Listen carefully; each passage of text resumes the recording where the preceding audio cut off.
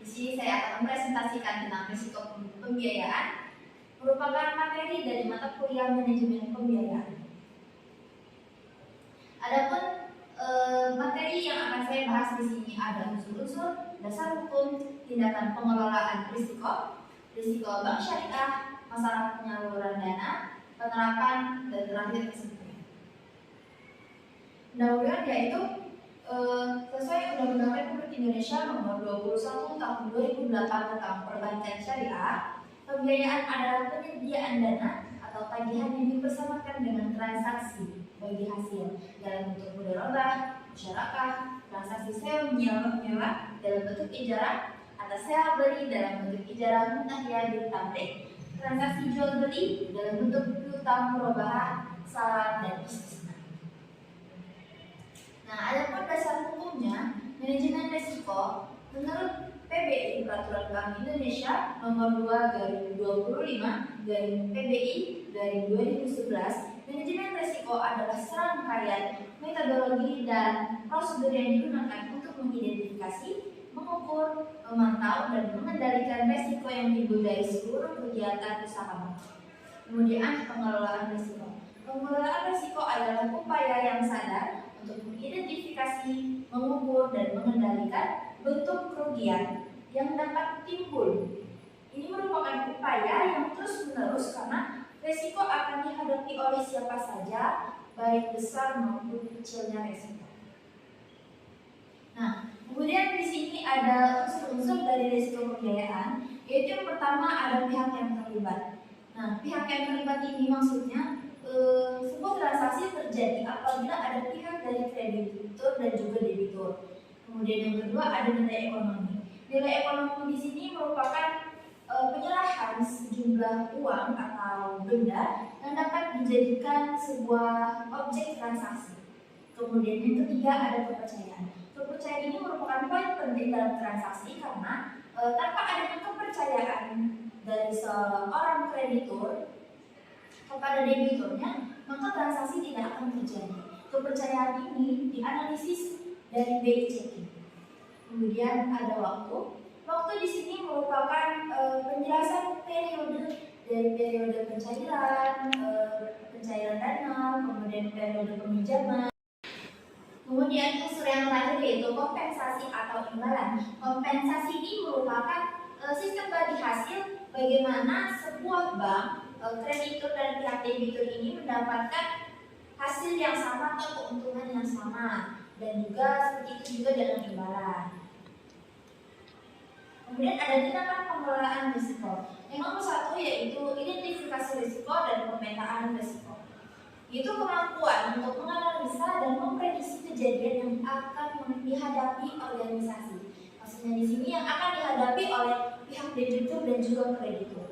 Kemudian yang kedua ada pengukuran risiko dan peringkat risiko, yaitu mengukur kerugian risiko potensial untuk masa yang akan datang. Risiko di sini diukur apakah dapat menyebabkan kerugian yang sangat tinggi bagi bank atau justru mendapatkan keuntungan yang besar bagi bank dan juga bagi debitur.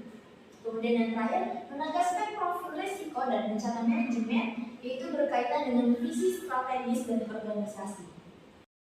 Jadi, sebuah bank atau sebuah organisasi yang tergabung dalam peminjaman harus memiliki profil dan visi yang tegas yang dapat mengurangi risiko dari risiko pembiayaan tersebut. Kemudian ada sekilas info, yaitu Peraturan Bank Indonesia Nomor 13/2003/PBI/2011 tanggal 2 November tahun 2011 menyatakan bahwa risiko pembiayaan adalah risiko akibat kegagalan nasabah atau pihak dalam memenuhi kewajiban kepada bank sesuai dengan perjanjian yang disepakati. Risiko pembiayaan dapat bersumber dari aktivitas bank, antara lain aktivitas penyaluran dana bank baik on balance sheet maupun off balance sheet. Kemudian risiko pada bank syariah. Nah, di sini yang pertama yaitu ada risiko pembiayaan. Nah, risiko ini mengacu pada potensi kegiatan yang dihadapi bank ketika pembiayaan yang diberikan kepada debitur macet. Kemudian ada risiko kredit. Resiko kredit ini muncul akibat kegagalan debitur untuk menyelesaikan kewajibannya. Nah, apa sih menyelesaikan kewajiban itu seperti apa? Seperti tidak dapat melunasi pinjaman yang dia ajukan kepada bank. Jadi debitur ini tidak dapat menyelesaikannya secara tepat waktu sesuai dengan perjanjian di awal. Nah, seperti untuk akad jual beli dan jual beli saham. Kemudian yang terakhir ada risiko likuiditas. Nah, risiko ini sering pula dimaknai sebagai kerugian potensial yang didapat dan ketidakmampuan bank dalam memenuhi kewajiban yang jatuh tempo, baik mendanai aset yang telah dimiliki maupun mendanai pertumbuhan aset bank tanpa mengeluarkan biaya atau mengalami kerugian yang melebihi toleransi bank. Kemudian ada masalah dalam penyaluran dana di bank. Yang pertama adalah masalah ketidakpastian kondisi pasar yang akan mempengaruhi kemampuan debitur dalam mengendalikan dana. Jadi kondisi pasar ini tidak selalu dapat membuat debitur itu untung. Jadi bisa terkadang membuat debitur ini merasa rugi sehingga dalam mengembalikan dana itu membutuhkan waktu yang lebih lama. Kemudian yang kedua, adanya kemungkinan perbedaan nilai jual agunan pada waktu kontrak dan ketika terminasi. Hal ini mengarah pada risiko tidak kembalinya modal jika debitur mengalami gagal bayar.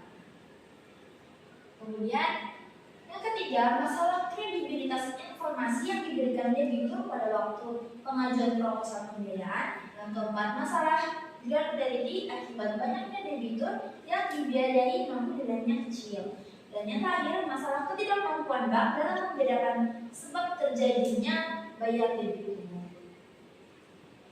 Nah, di sini ada penerapan dalam PBI nomor 13/2/PBI/2011 tanggal 2 November 2011 tentang penerapan manajemen risiko bagi bank umum syariah dan unit usaha syariah. Bank wajib menerapkan manajemen risiko secara efektif yang paling minimal mencakup 4 pilar. Yang pertama ada pengawasan aktif Dewan Komisaris, Direksi dan Dewan Pengawas Syariah. Kedua, kecukupan kebijakan, prosedur dan penetapan limit manajemen risiko. Yang ketiga, kecukupan proses identifikasi, pengukuran, pemantauan dan pengendalian risiko serta sistem informasi manajemen risiko, dan yang terakhir sistem pengendalian internal yang menyeluruh. Nah, adapun kesimpulan dari seluruh materi yang saya jelaskan tentang risiko pembiayaan, yaitu fungsi utama dari adanya perbankan adalah menghimpun dana dari masyarakat serta menyalurkannya kembali, sehingga dalam proses penyaluran dana tentunya tidak bisa terhindarkan dari masalah atau resiko. Potensi risiko pembiayaan juga dapat muncul akibat kontrak pembiayaan yang lemah sehingga menyebabkan pelanggaran kontrak pembiayaan. Dalam Peraturan Bank Indonesia Nomor 13/2/PBI/2011 tanggal 2 November tahun 2011 tentang penerapan manajemen risiko bagi bank umum syariah dan unit usaha syariah. Bank wajib menerapkan manajemen risiko secara efektif. Baik, itulah tadi seluruh pemaparan dari saya tentang risiko pembiayaan. Banyak kekurangan dan kesalahan yang saya sampaikan, saya mohon maaf. Terima kasih telah menyaksikan video ini. Wassalamualaikum warahmatullahi wabarakatuh.